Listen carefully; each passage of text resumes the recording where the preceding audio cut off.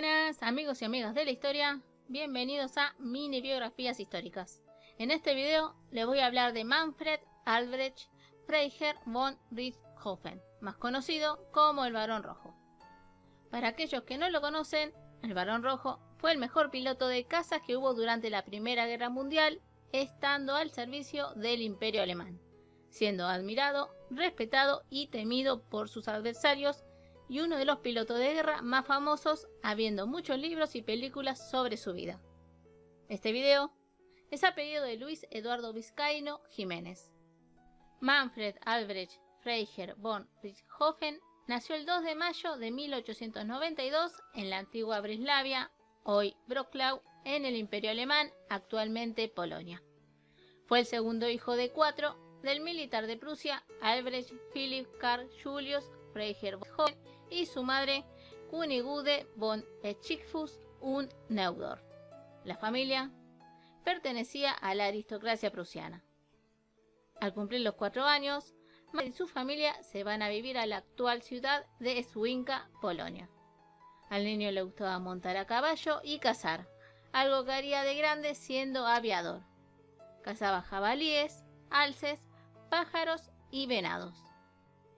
Luego de un periodo de educación en su casa, asistió a la escuela de la ciudad, donde se destacaría en gimnasia de barras paralelas.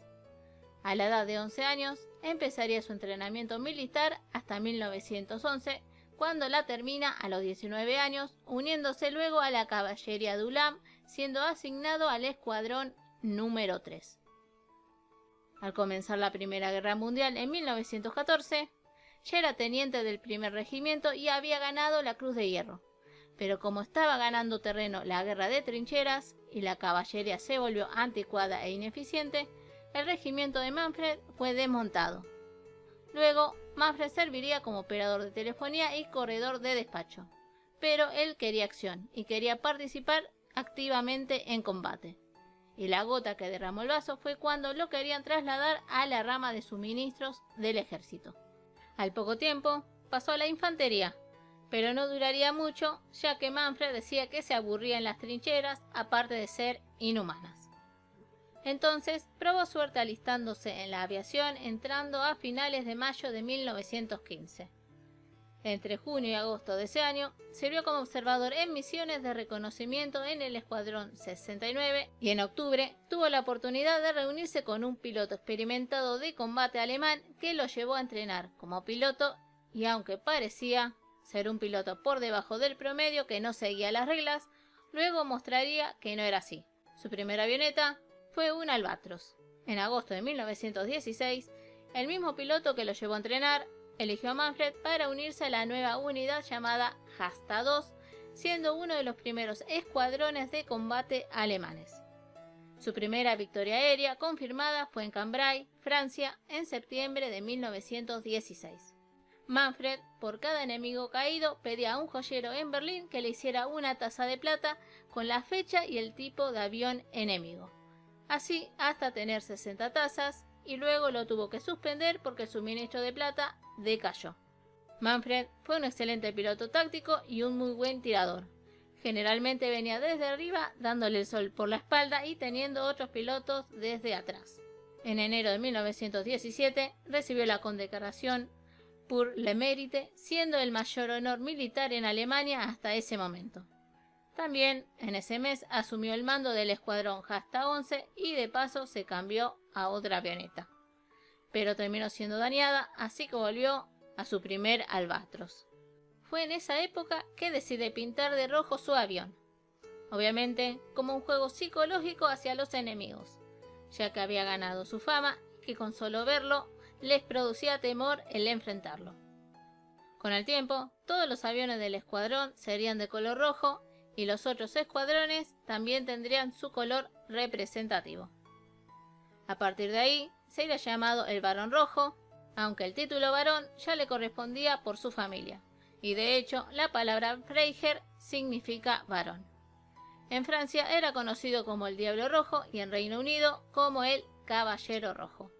En abril de 1917, el escuadrón a su mando derribó 22 aviones británicos, y gracias a esto, en junio se convirtió en comandante de la GJ-1, formada por los escuadrones Jasta 4, 6, 10 y 11.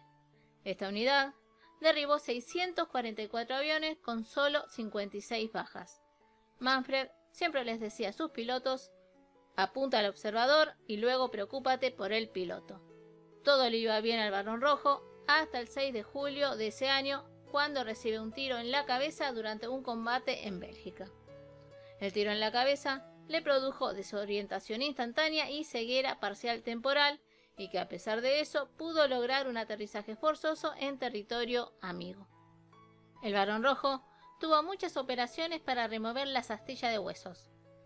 A pesar que el médico no le dio el alta, Manfred se reincorporó el 25 de julio, pero tuvo que pedir licencia el 5 de septiembre al 23 de octubre. Se sabe que esta herida le dejó daños a largo plazo, ya que sufría de náuseas y fuertes migrañas, como también cambios en el humor. Durante el tiempo que estuvo de licencia, fue escribiendo su autobiografía The Red Fighter Pilot, donde mostraba que luego de su herida no era el mismo hombre apasionado por derribar enemigos, sino que veía todo sombrío. Ya no era el mismo aviador y sus superiores lo sabían, así que le ofrecieron un trabajo en tierra después de su herida, pero Manfred no quiso saber nada. Él decía que cada hombre debe cumplir con su deber. Luego le darían el triplano, que es el más conocido que usó Manfred, el Fokker DR. El 21 de abril de 1918, cerca del río Somme, en Francia, un avión enemigo estaba disparando a su primo y al ver que lo atacaban, fue a su rescate. El varón fue descubierto y se volvió para evitar el ataque, pero luego reanudó la búsqueda de ese aviador. Se cree que durante este trayecto, en donde volaba bastante bajo, recibió una bala que dañó su corazón, hígado y pulmones. Como mucho, estuvo un minuto antes de perder la conciencia, pero durante el cual controló su avión e hizo un aterrizaje brusco. Minuto después, fallecería teniendo 25 años. El avión aterrizó en tierras enemigas defendidas por la Fuerza Imperial Australiana. Fue enterrado con todos los honores militares por los mismos británicos. En el momento del entierro, soldados australianos presentaron armas y lanzaron 3 salvas en su honor, y en su lápida se puede leer: aquí yace un valiente, un noble adversario y un verdadero hombre de honor. Que descanse en paz. Fue enterrado al principio cerca de Amiens, Francia, y en 1925 sus restos son repatriados a Alemania, siendo enterrado en el Cementerio de los Inválidos en Berlín. Y en 1975 yace hasta la actualidad en la parcela de la familia Richthofen en Wiesbaden, al suroeste de Alemania. Actualmente se discute mucho el por qué Manfred volvió a perseguir el avión. La mayoría piensan y apuntan a las secuelas de la herida en la cabeza, de las cuales nunca se pudo recuperar. En su autobiografía muestra a una persona que le encantaba cazar personas. Escribió: cuando he abatido a un inglés, mi pasión por la caza se calma por lo menos durante un cuarto de hora.